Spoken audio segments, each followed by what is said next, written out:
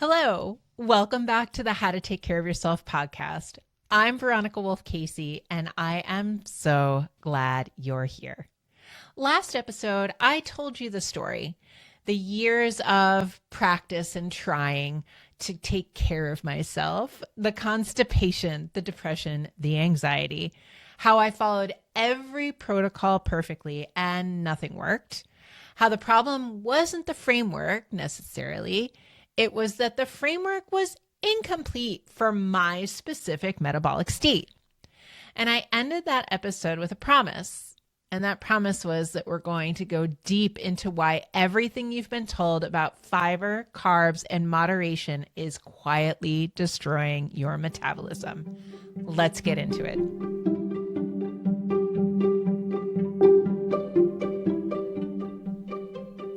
I'm not just going to tell you my story again. I'm going to show you the science, the actual metabolic mechanisms of why these three beliefs fail you when your insulin is dysregulated. Because if you're stuck, if nothing you've tried has worked, if you feel like you are just failing at everything, you've tried everything and nothing's working. You've done the things to the letter by the book and nothing's happening. It's not you. It's because the beliefs you're following don't account for what's actually happening in your body. Let's talk about what that actually means. Start with fiber, because this one's insidious. Fiber is everywhere. People think it's the Hail Mary save. Like they think that fiber is going to solve everything. It's actually the foundation of every mainstream nutritional protocol, right? Eat more fiber. Get your 25 to 35 grams of fiber a day. It's the solution for absolutely everything from constipation to heart disease to IBS to inflammation in the body, to you name it. They've made it the darling of the nutritional protocol everywhere in the mainstream. But what nobody tells you is that fiber recommendations assume that your gut is healthy and uninflamed. But when your digestive system is inflamed, which is what happens when you're insulin resistant, fiber becomes a problem, not a solution. Here's the mechanism. When you're dysregulated metabolically, your blood sugar is swinging. It's going up, it's going down, it's going up, it's going down, and your insulin is working overtime, or worse, it's not working at all. That dysregulation triggers systemic inflammation, including in your gut. Your intestinal barrier becomes compromised. This is what researchers call increased intestinal permeability, or leaky gut. So if you've heard that term, leaky gut, that means that there's been chronic inflammation in the intestines, which means that the barrier, the wall of the intestine has become compromised, which means there's more permeability in the intestines, which means things can get through when they're not supposed to. The tight junctions, the structures that actually control what gets through your gut wall, they start to fail. They start to break down. Now you introduce a bunch of fiber because your doctor told you to. What happens? The fiber hits an inflamed system. It irritates the already damaged lining. It feeds the wrong bacteria. It increases fermentation, which produces gas and bloating and further. You know how it feels when you get gassy and bloated. When that inflammation is so uncomfortable, it's terrible. And you can tell you're not healing the gut. You're aggravating it. And this is why someone can be on a high fiber diet like I was and still be constipated. Trust me. Okay, so I was literally drinking chia seed slurry that had soaked overnight every day. So I was doing, and it tasted gross. I had to do it with like juice because it was so nasty, because it doesn't really taste like anything. And then the texture is really slimy. And you'd think, according to everything that I know, that would be the perfect thing for my digestive system. That should be the thing that fixes me. Good job, right? One and done. Fabulous. I did that for weeks and nothing happened. As a matter of fact, I got more gassy, more inflamed, because the problem with me wasn't that there was a lack of fiber, because I was eating sweet potato. I was eating everything that I was supposed to, right? I was doing all the things. I was basically drinking gallons of ghee, like all the things I was doing. And yet my system was just so broken. It was so malfunctioning, dysregulated, that all of that chia seed, all of that fiber was just backfiring on me, kind of literally. I was just miserable, and I was distended all the time and tender and sore. And then I could never have a bowel movement. It was just the worst. The research on this is pretty clear. Studies on patients with IBS, on people with dysbiosis, which is just a kind of a dysregulation of the gut microbiome, or on anyone with a compromised gut barrier, shows that increasing fiber can actually worsen symptoms before it helps. And some people never get the help part. They just get worse. In fact, I have lost count of the number of clients that I have worked with that when we take all the fiber away, everything gets better. And that means they can't eat the foods that their doctor often tells them to. So they can't have salads. They can't have sweet potatoes. They can't have anything like the chia seed stuff that I was drinking. They can't have any of that because it just makes everything worse. And here's what's happening if you are stuck on fiber. You're treating the symptom without addressing the cause. So the symptom, constipation, or for some people, it could even be the other way. It could be loose motions. And they never address the cause, which is usually insulin dysregulation and intestinal inflammation. Okay, let me say that again. If you're stuck on fiber, you're treating the symptoms, constipation or chronic diarrhea, without addressing the cause, insulin dysregulation and intestinal inflammation.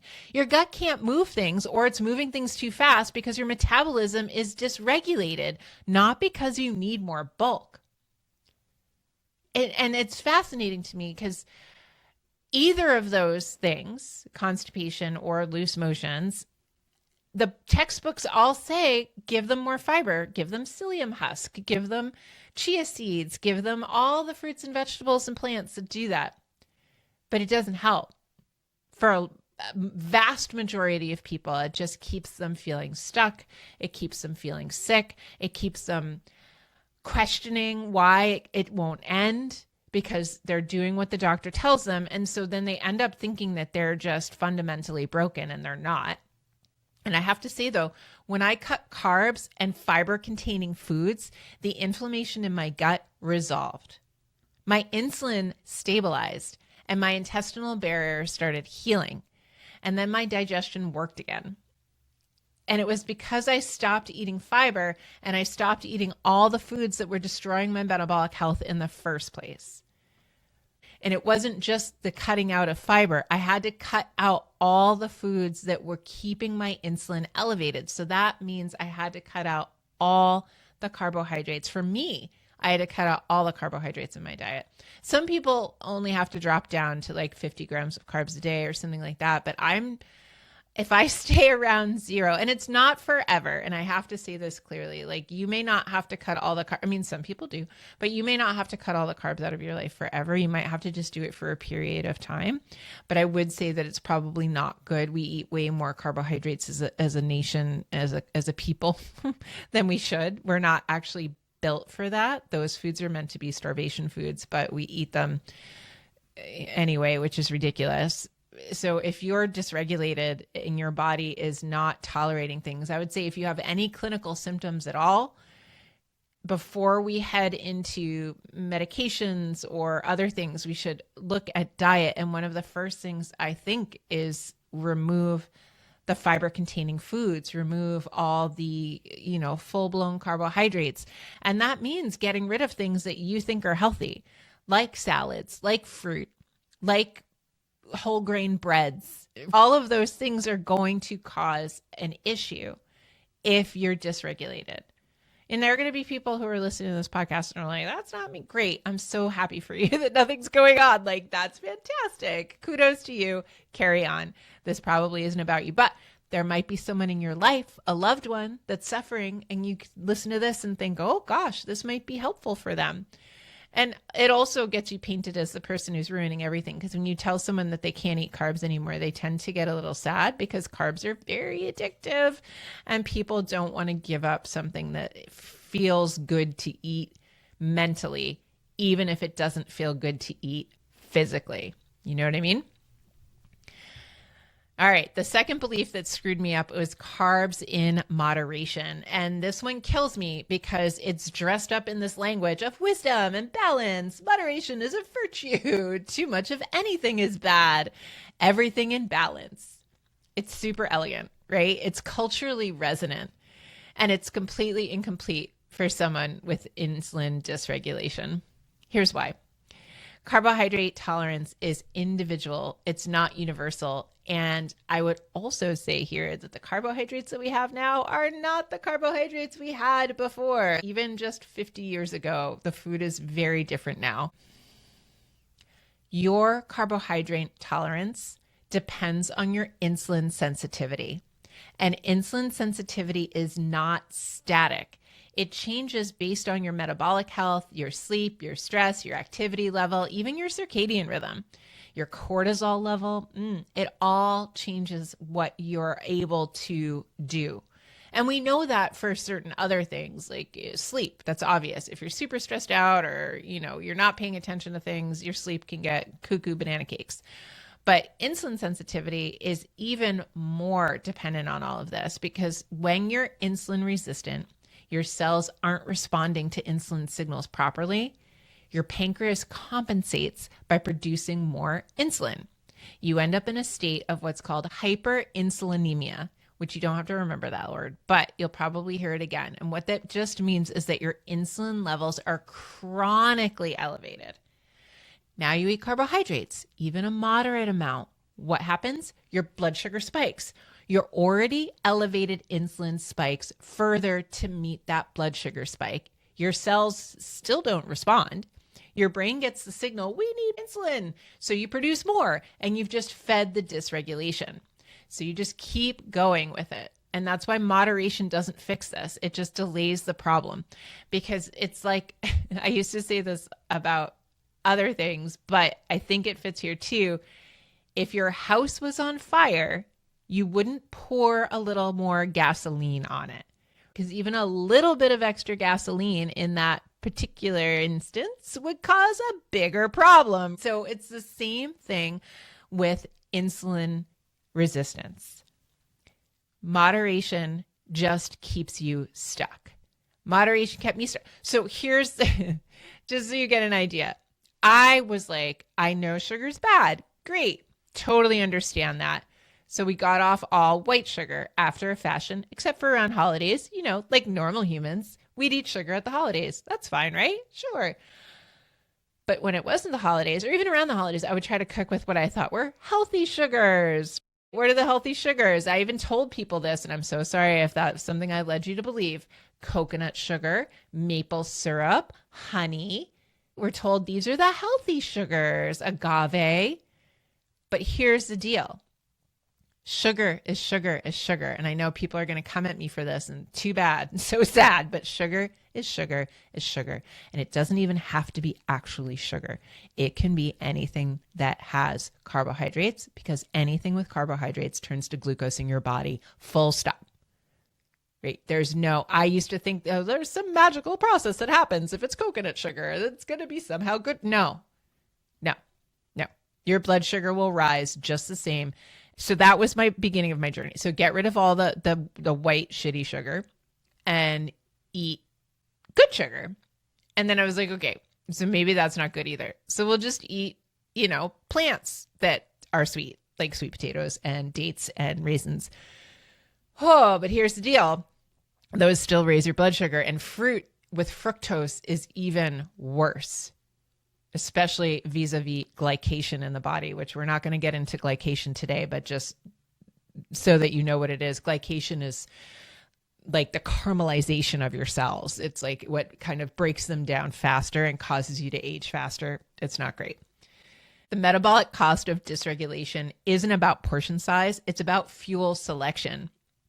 If your system can't process carbohydrates efficiently, then carbohydrates, regardless of quantity, are the wrong fuel. This is why someone can eat a reasonable amount of grains and still experience energy crashes, brain fog, mood instability, weight gain, constipation, inflammation, you name it. They're not eating too much. They're eating something their system can't handle. And that's what I'm talking about and why my journey went for so long, because I was sold this lie, I guess, this concept of moderation, and it just didn't work. And I documented this in my own body. So maybe you remember the story. I made these buttermilk biscuits that on paper were very clean. They were just eggs and buttermilk powder. But buttermilk powder has a lot of lactose in it. Lactose is a sugar. Anything that ends in ose is a sugar. Sucrose, dextrose, fructose, they're a sugar. Lactose is a sugar. And so it had 10 grams of carbs, these buttermilk biscuits. Thinking they're fine, right? They're carnivore. I can eat this. It's okay. But within an hour and a half, my joints were inflamed. I couldn't close my hands without discomfort. My jaw was super tight. I had full-on restless body syndrome. I was twitchy, anxious, wired. My body was signaling very loud, very clear. This is not the fuel that I run on right now. And maybe never again, but that's okay. Like right now, it's not working because my system is still dysregulated. And was the portion size too large before you jump to that conclusion? No, it was just a little tiny. It was tiny, but there were 10 grams of carbs in it. And it was lactose. And for me, it just didn't work. The fuel was wrong. So it wasn't that I ate too much. It was the wrong thing for me to eat. And here's what's really important. And this is why there's no one size fits all with any of this. So Kevin ate the same biscuit. He actually had more than me. He had a biscuit and a half, I think. And he was fine. He was absolutely fine because his metabolic capacity for carbohydrates is different than mine. And that's not weakness on my part. That's just my biology. Again, there is no one size fits all anywhere across anything at all. Except that we all need air to survive, basically. Like that's the only one. But what food you eat, how much, what water you can drink, how much, all of that, those simple concepts are different for everyone. That's why the nutritional world and the health world is so confusing, because people will be like, well, this is what worked for me. And then you try it and you're like, but this didn't work for me, and so on and so on. And it has nothing to do with any of that as far as that you're doing it wrong or they're doing it right, or you're doing it right and they're doing it wrong. It just means that you have to find what works for you. And it can be anything, and it can change. So that's like really frustrating, because you'll be doing something and think it's all working just fine. And then a year goes by and you realize, nope. Because moderation as a framework doesn't account for that individual metabolic capacity. It assumes everyone's insulin is working perfectly. And if yours isn't, moderation just keeps you in a slow motion problem indefinitely. And the shift isn't about eating less carbs. Well, it is, but that's not the point. The point is that for someone who's dysregulated, carbohydrates aren't a moderation problem. They're a fundamental mismatch between fuel and capacity. And it's possible you'll have to do an experiment like I did. We started out low carb. Then we went keto, which means 50% of our plate was meat and 50% was non-starchy vegetable, low carb vegetable. Then we went ketovore, which means that 75% of our plate was like fatty meat and fat, and 25% was low carb vegetable. And then we went carnivore, which means 100% of our plate is just fatty meat, and there are no vegetables and there are no fruits at all. At all. And that's where we are right now. And we'll see how it goes. You know, we have to do what's right for us, but we also have to be really honest about our results. And that's the part that's hard. And I'll say it again, because I mentioned it before, carbohydrates are highly addictive. And we live in a society, we live in a way that we're told that food is supposed to be entertainment and celebratory. And so then we spend our moderation coins, right? Because we're like doing everything in moderation. We spend those moderation coins on special events, and then we feel like crap afterwards. But we tell ourselves that that's just the price we pay for having fun or whatever. But you shouldn't be paying any price for having fun. You need to find how to have fun without doing things that are hurting you, which is hard because you want to feel like you fit in and you want to do everything with everybody else. But you can still celebrate and be with people and your loved ones without wrecking your metabolism more than you already have. Can you let the celebrations be about the people and the event rather than the cake? So here's the analogy I've been using, and I think it works. And I was an alcoholic, so I know how this goes. So if you were an alcoholic and you went to a party and you were trying not to drink, like you were being a non-drinker, you knew that drinking didn't work for you and moderation wasn't working for you. You can't just have one drink, because if you have just one drink, it turns into 2 drinks and then 3. And you went to a party, a birthday party, let's say, and everyone was like, just have one drink. You'd be like, what the heck? I'm trying to quit drinking. And if you explain that to most people, they'd be like, oh my God, I'm so sorry. Totally get it. Here's some seltzer. They would not push alcohol on you, but it's not the same with food, right? Because you go to a party and they're like, oh my God, it's just cake. Why are you being such a stick in the mud? Just eat the cake. But you know, and I know, that if your insulin is dysregulated and you eat that cake, you are going to pay for it. Not only that, you're going to undo a lot of your progress. So if you've been trying to take care of yourself and you do that, you're going to undo a lot of your progress. We don't want that. Okay? So moderation is the lie. And you might have to work to get to that point. I'm not saying you should just flip the table cold turkey, and everyone's got their particular limit of what they can do and what they can't. But my suggestion is you can have low carb starchy vegetables if you're going low carb. Like, don't be like, I can have a potato on Fridays. Like, don't do that, because that's that moderation trap, and it doesn't account for your individual metabolic capacity. It just doesn't. Okay, the third belief is probably the most damaging. And I see this one a lot. And I've actually heard this from group members recently, is that they want to do intuitive eating because your body will tell you what it needs. And this one's tricky because in some ways it's true. Your body can tell you what it needs, but it only works if your system is functioning clearly enough to actually communicate. Because what happens is that your body wants to stay in balance, but being out of balance can start to feel very familiar to your body. So then your body will tell you it wants what it wants to stay out of balance because it feels so familiar. Because when you're dysregulated, your body's signals get scrambled. The physiology behind it is that when you're dysregulated, your endocrine system sends confusing signals. Your leptin sensitivity is impaired, which means your hunger hormones aren't working right. You might feel hungry when you're not, or you might not feel hungry when you need fuel. Your cortisol is very likely dysregulated as well, which affects both hunger and mood. Your dopamine and serotonin systems are affected by the metabolic dysfunction, which affects your mood and your cravings. So when you listen to your body and it's telling you to eat something or to rest or that you're depressed for no reason, you're getting bad information.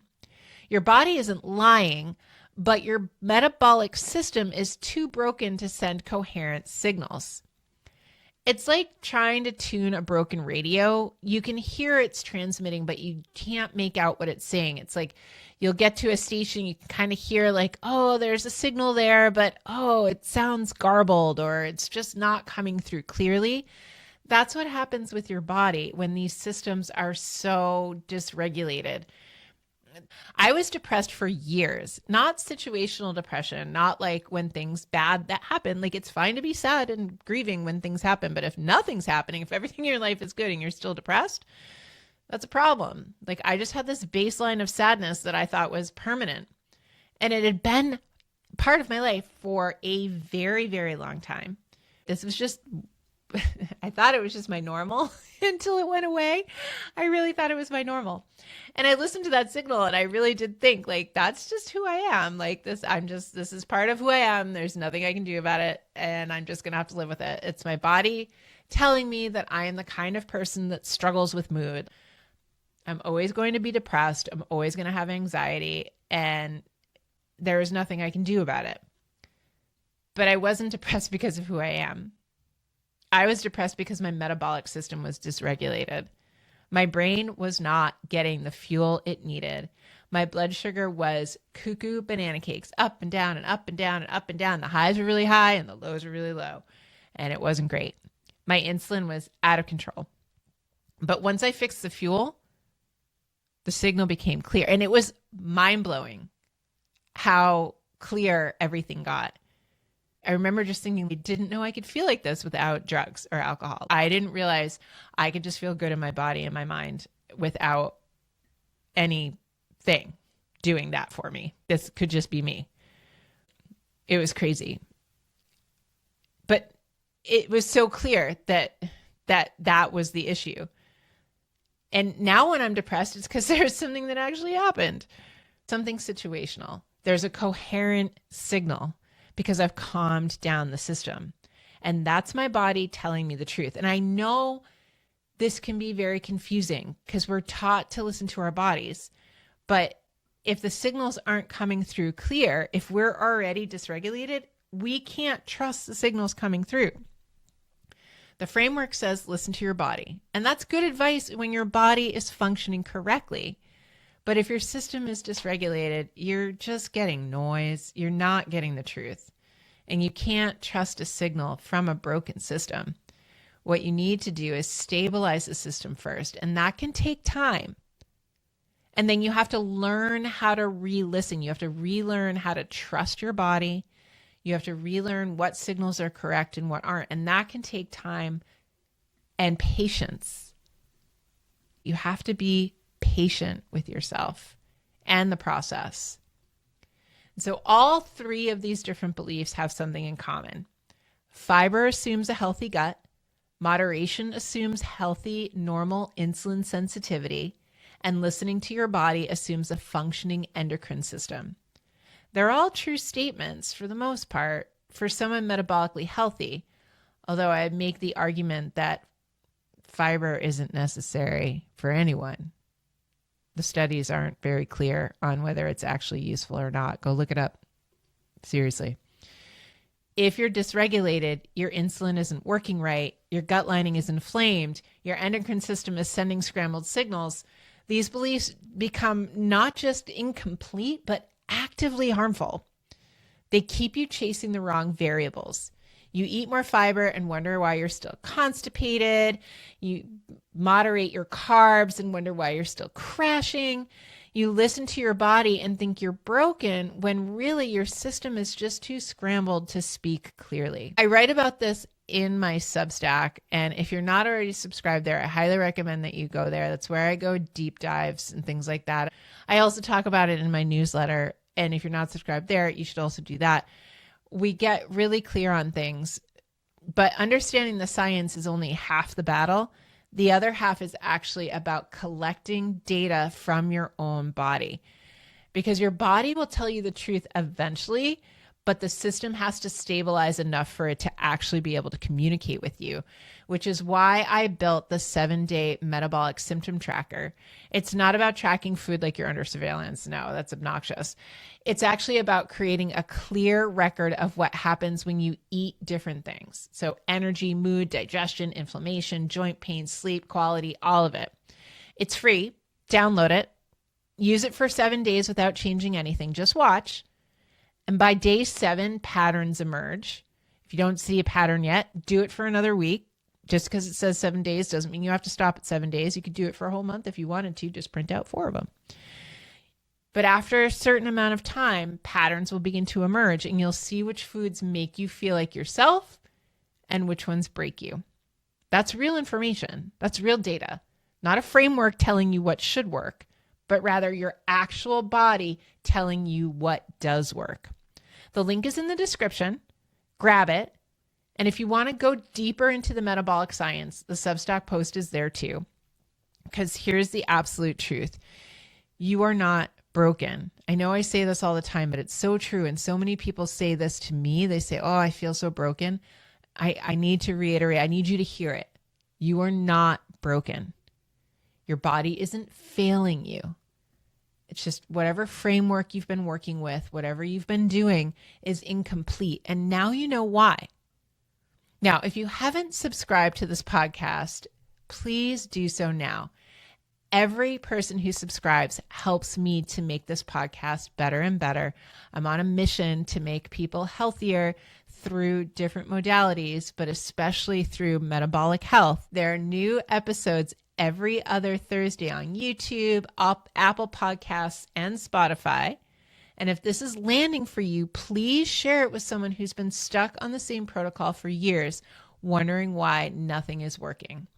That person might be ready to hear this. See you on the next episode of the How to Take Care of Yourself podcast. Again, I'm Veronica Wolff-Casey. And if no one's told you yet today, I love you. And I'm convinced of your capacity to continue crafting a life worth living. Take good care, and I'll see you next time. Bye.